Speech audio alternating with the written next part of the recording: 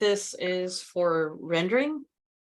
So if you want to render or if you want to create a perspective at a certain place, what you want to do is go to your view tab at the top and then go to 3D view, and then go to camera, and you would basically place it where somebody would be standing. So say I want a perspective view from somebody who is standing right here. So I'd click right here, and then you can see these blue lines that are extending out. This would basically determine how far back you could see from there. So I'm going to extend it all. I want to get these trees in the background. So I'm going to extend it past these trees and then just click. And here's my perspective. And I could just set it to consistent colors. And for your materials, if you want to start getting into materials, so like this material, usually there's under the properties, there's usually a material that is already assigned to, any of these elements in the model. So like the wall here, if you go to edit type, structure, you have your stucco finish right here. And, I already have the stucco was already in the library right here, but say if I want to create a new material, I could go down here to add material, create new material. And then I'll name it. So maybe it's some kind of wood.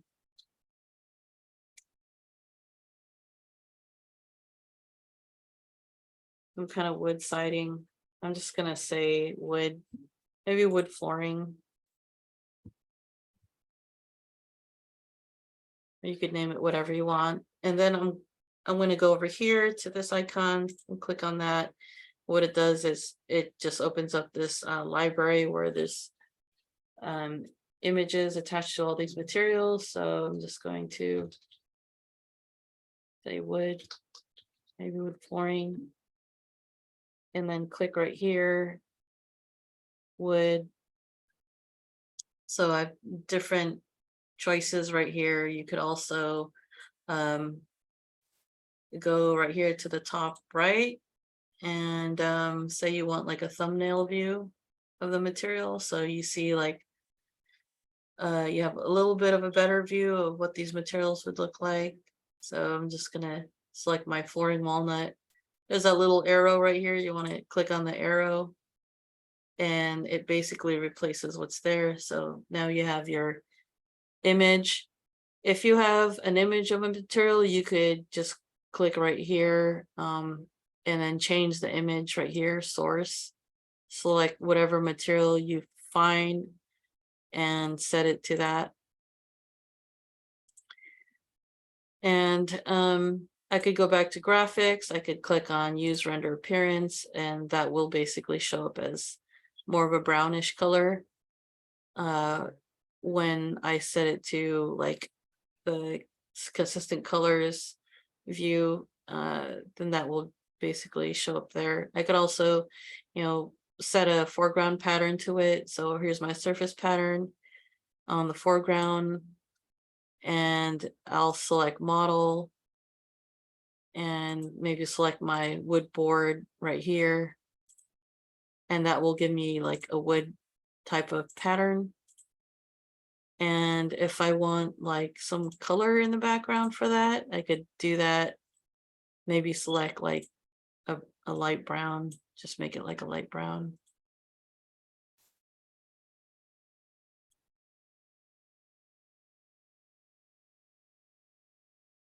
And just hit OK and hit OK.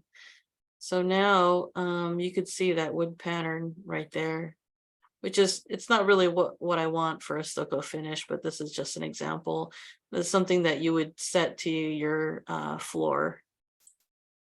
So I'm just going to undo that. So that's just an example. Now there are ways you could render this. That would be under your view tab. And you could hit render. and it's set to draft. You could set it to medium, high. I'm just gonna set it to draft because it's gonna be a lot faster. And then you could determine if you want to render the sun and artificial, or just artificial lights in the inside. This is more for interior renderings. This is more for exterior renderings right here. If you wanted to render some lights that you place in the ceiling on the inside, you want to select artificial, or if you have some exterior lights, you want it to select sun and artificial for that as well. So I'm just going to select sun only. I don't have any artificial lights there. And you could set the sun settings, basically where the shadows would be, how the sun would hit your cube house. You could set it right here. Sunlight top left, top right, multi-day, single day still. The angle, altitude from the sun. And you could tell it, maybe you want the background to be cloudy, very cloudy, few clouds, no clouds. Or if you have an image and you just basically select your image here. So, of course, we wouldn't want that. Or if you want like a color, or if you want the background to be transparent. So if you're gonna superimpose this over like some other background, you want to choose transparent. So I'm gonna say no clouds, and you could adjust the exposure later. I'm just gonna go ahead and hit render, and you could also select like a certain region. So maybe I just want to render this small portion right here. This is good if you're just doing a test. You don't want it to take a long time.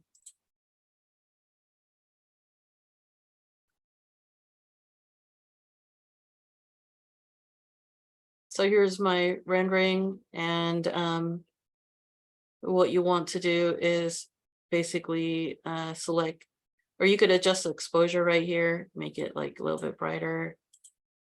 That's too bright, make it darker. Change the highlights, shadows, saturation, white point. And when you're done, you could re-render this over and over again if you want. When you're done, you just hit save to project. And I'll just name it front view. You could name it whatever you want and just hit OK.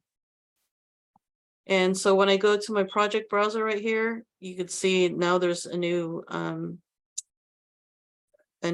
category for renderings. I'm going to hit front view, and that'll bring up the rendering that I just did. So you're going to go to your cover sheet, and you wouldn't want your rendering to look like this, but it's just for an example. And you could scale it. I would say just make it just at least like maybe around this big. You want to leave some space in your sheet because you'll have to insert your sheet index right here, and then you'll have another rendering of the inside right down here. So this is a pretty good amount of space that you would want to take up for your rendering. And then you could also render in the cloud. So if I'm going to go back to my 3D view right here, and anytime you make a perspective view, it's always right here. In your perspective view, you could adjust the IO elevation right here, the target elevation. So maybe the eyeballs of the person that's standing and looking at this is around 5'6". Or if you're a worm, then maybe it would just be like 2 inches or something.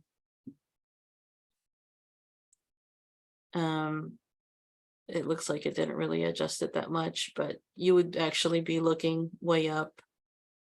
So this would be, I think there's a bigger effect if you're closer to, so if I position it closer right here, then this would make a bigger difference if I set that to 2 inches rather than to 5'6".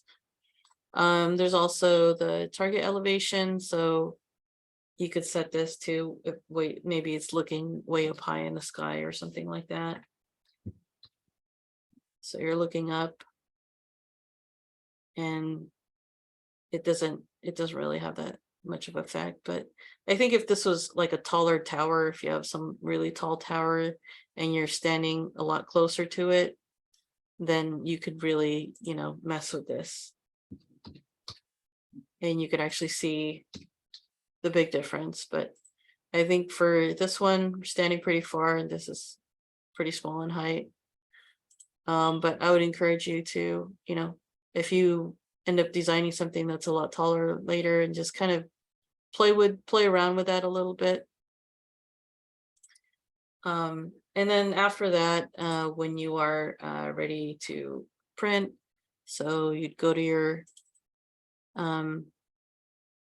whichever sheet, and then you hit print, and then select views, and I'm going to just set it to sheets. So I'm going to uncheck that so the sheets are checked. Check all, select. Actually, you just want to print your cover sheet and your elevation. So I'm going to go ahead and just deselect these other ones right here. So I'm just have my elevations and my cover sheet.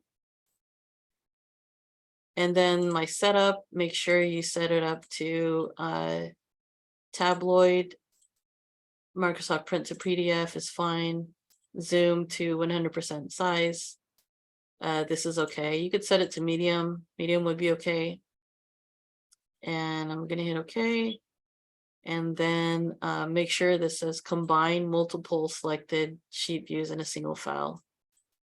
And then hit okay. And then I'm just going to go ahead and save it. So save it to whatever you name, whatever place you want to save it, and then hit save. So it's going to hit save, and then it's going to go ahead and just print it out to PDF, and then you could access that PDF wherever you saved it.